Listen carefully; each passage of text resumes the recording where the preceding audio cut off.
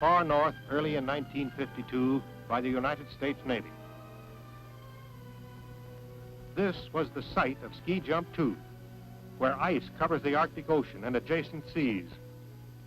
The shortest air routes between Asia and the United States are the Great Circle routes over the Arctic, making this region important in the global defense of the United States. The purposes of Ski Jump 2 were to extend research and to perfect techniques started in 1951 by Ski Jump 1. The 1952 expedition sought answers to many questions concerning flying in the Arctic. For instance, what are the several large floating islands of the Arctic really like? Can they be of any use to the Navy? We want to know more about the Arctic Ocean, its depths and currents, its temperatures, salinity, and bottom characteristics. What types of ice are found here and why? How good are our techniques for operating heavy aircraft from nature's own ice strips? How will our latest ski wheel installation perform on natural Arctic ice fields? Under what conditions are skis necessary? The mother plane of Ski Jump 2 was a specially fitted Lockheed Neptune, a P-2V. It left Patuxent, Maryland on the 10th of February, 1952. This was the flying laboratory of the expedition, an R-4D, one of the workhorses of World War II. It left Patuxent on the same day. 2 weeks later, the second P-2V took off from Patuxent. It would alternate with the first P-2V in serving as supply plane for Ski Jump 2. 7 days out of Patuxent, northern Alaska, and the Brooks Range. Before aviation, this mountain range discouraged movement farther north in Alaska. Next day, Point Barrow. For uncounted ages, Eskimos have lived here. In the last 3/4 of a century, however, Point Barrow has become important to the United States as an Arctic outpost for military and commercial research development. The first P-2V arrives over Point Barrow. It looks strangely deserted, with the late day sun slanting over the lighted Quonset huts. Temperatures from 20 to 30 degrees below zero during this season keep most hands indoors. The P-2V comes in for its first landing at the Barrow airstrip. During the coming 3 months, one of the P-2Vs will be seen here daily. The P-2V is loaded with crew, cold weather clothing, spare parts, and survival gear. Let's take a look at Point Barrow, since the expedition will be based here. Here is an official Navy camp with a resident officer in charge. The camp is under the jurisdiction of PET 4, the Navy project for developing petroleum reserves in this area. Other Arctic research projects, including the Arctic Research Laboratory, a weather station, and communication stations are here. Thus, Point Barrow aids the military and commercial projects in carrying out the United States policy.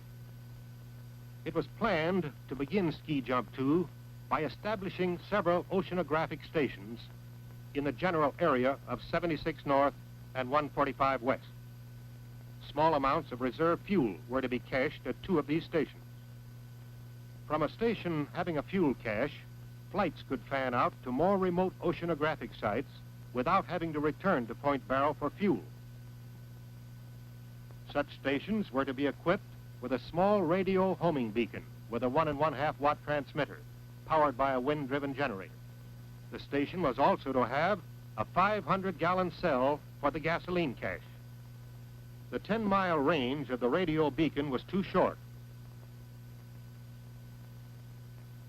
A much longer range is needed because the ice moves constantly and the beacon is seldom where the pilot expects it to be. A square search is often necessary to find it. This consumes valuable time and gasoline. For this reason, direct plane-to-plane fueling was adopted, and fuel caches were established for emergency use. First, however, many local flights had to be made before the expedition could leave Point Barrow. These were to familiarize the crew with the area, to acclimate them, and to uncover any cold weather weaknesses in the planes.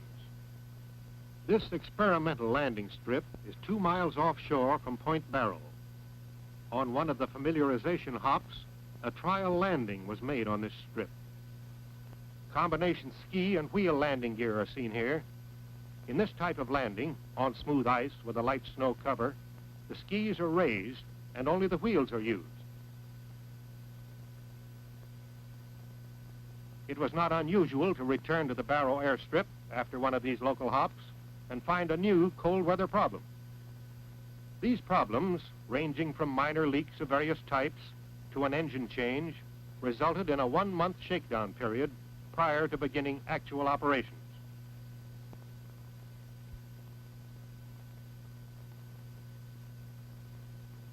Oil leaks were a constant problem, and they were hard to locate because it was necessary first to remove the congealed oil, a hard job in temperatures that dropped to 30 degrees below zero. Also traceable to the cold was the air-fuel induction system fire that made this engine change necessary. Low temperatures caused hydraulic fittings to leak, clamps to loosen, and tools and materials to become brittle. Small tools snapped during normal usage. The mechanics usually wore light leather or nylon gloves and used Herman Nelson heaters to achieve some degree of efficiency and comfort while doing maintenance work. Even so, repair jobs took 3 to 4 times longer than normal. All maintenance facilities available at Barrow, such as this portable work shelter, were pressed into use. This was necessary because no special maintenance gear had been brought by Ski Jump 2. Finally, preparations are made to depart. Aircraft are fueled from 50-gallon drums by means of a portable gasoline-driven pump. To keep its weight down, each plane is given only enough fuel to complete its mission with a 2-hour reserve. Frost is removed from the wings with ordinary brooms. Engines are turned up for half an hour before takeoff. About 25 minutes are required to bring pressures and temperatures up to normal. Here the R4D takes off for the expedition's first day of actual operations. Since the P2V has a faster cruising speed, it departs later than the R4D, so that both planes will be over the point of intended landing at about the same time.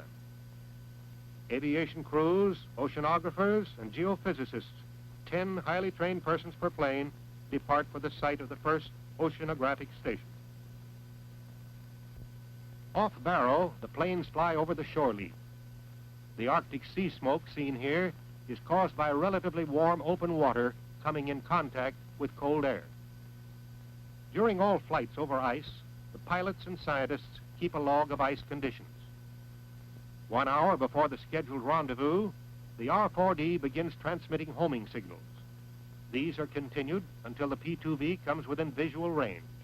Once the rendezvous has been made, a search will be started to find a suitable landing area. Ice thickness is indicated by its color, but it takes a lot of experience before one can estimate its thickness with any high degree of accuracy. The lighter R4D lands first. The first job is to check the thickness of the ice. This is a crucial moment, and the plane is kept ready for instant takeoff in case the ice is too thin. When the saw starts bringing up water, the ice thickness can be measured. To support the loaded P2V, it must be at least 4 1/2 feet thick. And the field must, of course, be long enough and smooth enough. This field passes the test, and the P2V is cleared for landing. Unloading starts, and the first oceanographic station gets underway. Survival gear is one of the first items out. Gasoline heaters are used, both to preheat the engines and to heat the cabin. Although these heaters are satisfactory, the fire hazard is a continuous threat. Survival equipment is placed some distance from the plane, just in case the plane catches fire or goes through the ice. After the engines are secured, banjo covers are put on for protection from cold winds and snow, and York heaters will be used to keep them warm. This auxiliary power unit, mounted on a sled, will be used as a source of electrical power. This 500-gallon neoprene gasoline cell will be filled and left as an emergency cache. The scientists begin collecting their data. Here, a geophysicist measures the force of gravity with a graviometer. About 3 hours later, with fueling completed, the P2V warms up for the return trip to Barrow. It will return tomorrow morning with fuel and supplies for the second oceanographic station. Even on this unimproved ice field, the big plane takes off without difficulty. Where, as in this instance, snow cover does not warrant the use of skis, normal takeoff procedure is used. It is now the following morning, and the P-2V is returning to its rendezvous. The R-4D gets into the air as soon as the P-2V is sighted, and the two planes proceed to the general area where the second station is to be established. A suitable landing area has been found. The pilot sets the R-4D down very gently, feeling out the surface. Should the ice feel unsafe during this run-out, he would make a touch and go for further investigation. In this case, the pilot is satisfied with the condition of the ice and makes a full stop landing. Out comes the power saw for measuring the ice. It is thick enough to support the P-2V. The P-2V taxis close alongside for fueling the R-4D. During fueling, survival gear is removed from the plane. The auxiliary power unit is set up, and preliminary work is done to establish the second oceanographic station. Meanwhile, the oceanographers commence their work. This power-driven auger drills a hole through the ice so the oceanographers can collect their data. This shelter is then rigged over the hole and the doorway of the plane. Heat from the plane keeps the hole, the water samples, and the scientists' hands from freezing. At each landing, ice conditions in the general area are studied. Here, one of the pilots is approaching a ropack. A ropack is a kind of pressure ice, a pinnacle or slab that has been forced into an upright position, sometimes as high as 30 feet. Other types of pressure ice in the area form interesting patterns. These surveys train the pilots and navigators in estimating ice conditions accurately from the air. Ice crystals such as these often occur in the Arctic area. Certain combinations of atmospheric conditions cause sublimation, that is, the change from vapor to solid, without going through the liquid state, and these delicate ice flowers are the result. Landings on natural ice fields are safe only during good visibility. On a bright day, even small snowdrifts are easily distinguished from the air. But in haze or overcast, ice and sky may blend together to form a whiteout in which no horizon is visible, and pilots might not be able to see a pressure ridge such as this from the air.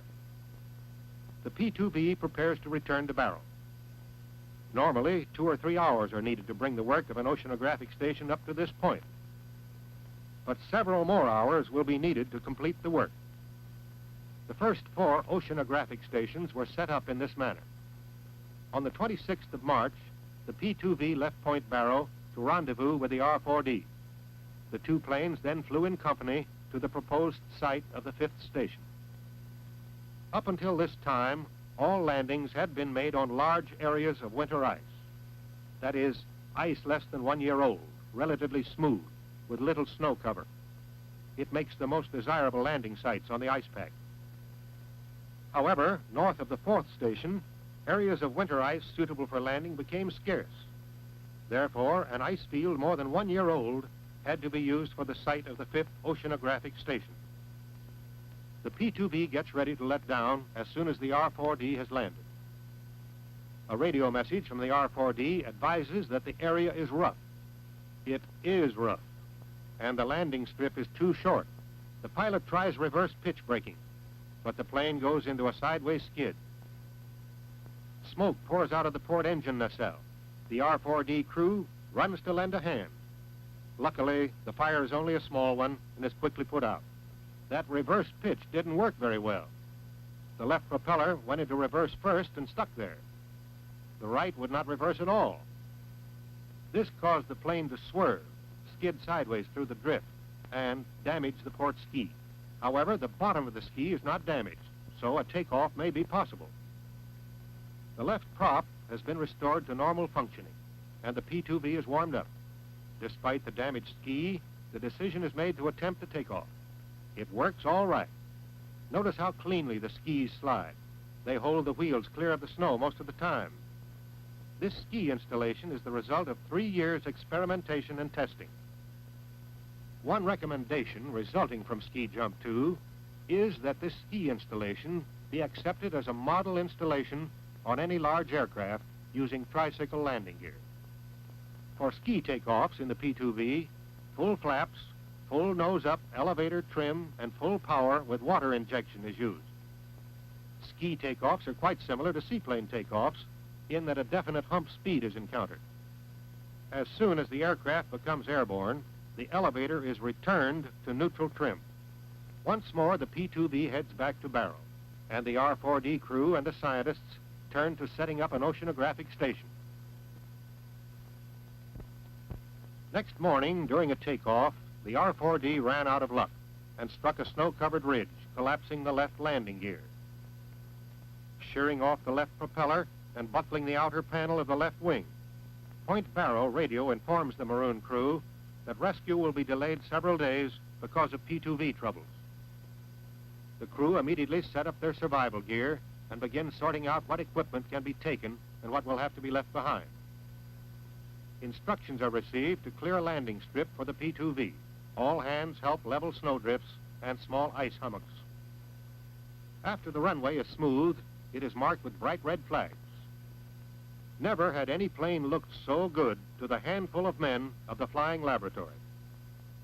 A signal fire is started with burnable gear too heavy to be evacuated by air. The smoke helps the P-2V to keep the spot in sight and enables the pilot to judge wind conditions. Circling the area, the pilot comes down low and looks over the landing strip very carefully. He brings the P-2V in slowly because this is a very short runway. He is holding the nose wheel off the ice to keep it from pounding and to increase drag. The strip is still not smooth, but compared to its condition when the first landing was made, it is much improved. Safely down, the big plane taxis back to the stricken R-4D. It hurts to abandon this faithful plane, but it's the only practicable solution. The men and gear from the R-4D are returned safely to Point Barrow. But now, with the loss of the R-4D, the oceanographic phase is stopped. Two secondary phases of Ski Jump 2 remain: investigation of the ice island, T3, and the ice survey of the area around Thule, Greenland. One P-2V leaves Point Barrow, bound for the last known position of T3, which was about 120 miles from the North Pole. She is followed closely by her sister plane. After flying over an apparent endless Arctic wilderness, Ice Island T3 is sighted. Its gently undulating surface is easily distinguished from the surrounding sea ice. Most of the shoreline is characterized by cliffs from 20 to 30 feet high. The Air Force Project Icicle had landed and made a small camp on T3 17 days earlier. Snow cover of 2 to 4 feet makes ski landings necessary. Since the Air Force has started a landing strip, the P-2Vs are provided with a proven landing area. This is the final test of the P-2V ski installation. Since the landings at Station 5, the inboard runners have been reinforced. The skis are now highly successful. The Air Force welcomes the Navy aboard. The Air Force camp consists of a large tarpaulin-covered snow cave and several mountain tents. 3 hours are spent at the camp discussing the island and its possible uses. The island is believed to be of land ice origin. Its center is about 50 feet above sea level, indicating that the island is about 400 feet thick. A decision is made for the two P-2Vs to fly over the nearby North Pole. However, shortly after takeoff, one P-2V experienced a valve failure and had to return to T3. Bits of fractured metal in the engine made an engine change necessary. This meant a long wait until the new engine could arrive. The other P-2V was instructed to proceed directly to Thule so that scheduled operations might continue. The route of this plane took it from T3 to Thule and back to Point Barrow.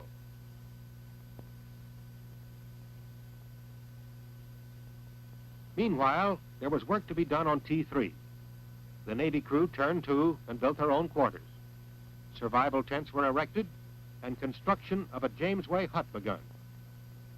These 16-foot square huts, which resemble Quonsets, must be built on a level plot. The plywood floor sections are bolted together. Wooden frames and stringers are then put in place, and end walls are erected. The covering consists of 2 layers of canvas, separated by 1 1/2 inches of fiberglass insulation. Several utility structures were built almost entirely of snow blocks. These blocks were sawed out and tailored to fit the structure. After 2 weeks, a new engine arrived. After 4 frigid days of round-the-clock man-killing work under most unfavorable conditions, the P2V is ready. She takes off on the last 2 phases of Ski Jump 2 and flies the 120 miles to the North Pole. A landing is not made because neither a suitable landing site nor cover aircraft is available. The P2V proceeds to Alert on the northern tip of Ellesmere Island, to Thule, and then back to Point Barrow. A survey of ice conditions is made along the way. And so, Ski Jump 2 came to an end. The project increased the fund of information about the ice islands, about characteristics of the Arctic Ocean and its currents, and about ice conditions in the Arctic. By means of Ski Jump 2, the Navy made its final evaluation of its P2V ski installation and perfected the technique for operating heavy aircraft on unknown ice fields.